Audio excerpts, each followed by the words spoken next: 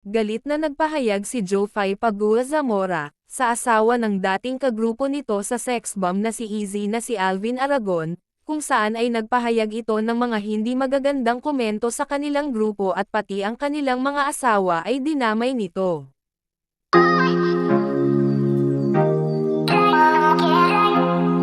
Nang ma-interview si Jofie ay diretso na itinanong sa kanya kung nakakausap na ba nito ang dating membro nila sa sex bomb na si Easy Trazona. Matapos magkomento ng mga hindi maganda ang asawa nito na si Alvin Aragon tungkol sa kanilang grupo. Sabi ni Jofie, na hindi pa nito nakakausap si Easy, bagamat nagbigay ito ng kanyang pahayag tungkol sa mga naging komento ni Alvin, na talaga namang maraming nagalit sa mga sinasabi nito tungkol sa dating grupo ng kanyang asawa. Narito panoorin. Jopay, did you try to reach out to IZ when that came out? Yung mga statements ni Alvin. Actually, hindi kasi ako mahilig mag-message sa mga kagrupo ko eh. Okay. So pag may problem, doon lang ako mag-message. Pero this time, wala pa, hindi ko pa siya minessage. Okay. Kasi masakit pa eh, for me. Kasi ang damay ni asawa namin. So parang, teka lang naman. Diba? Parang, siguro kung si Alvin is maisip niya, ay, may pagkakamali siya, public apology, okay naman.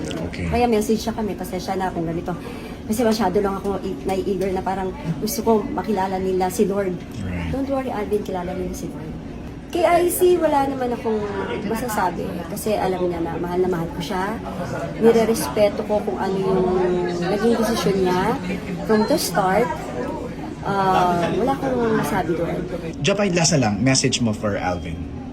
Alvin, kung may problema ka, magpe-pray ka namin. Noong nakaraang araw lamang din ay una nang nagbigay ng pahayag si sex bomb Sunshine Garcia kung saan, ay sinabi nito na hindi na nito papatulan ang sinabi ni Alvin Aragon, dahil sa kagustuhan umano ng kanyang asawa na dinamay nitong si Alvin.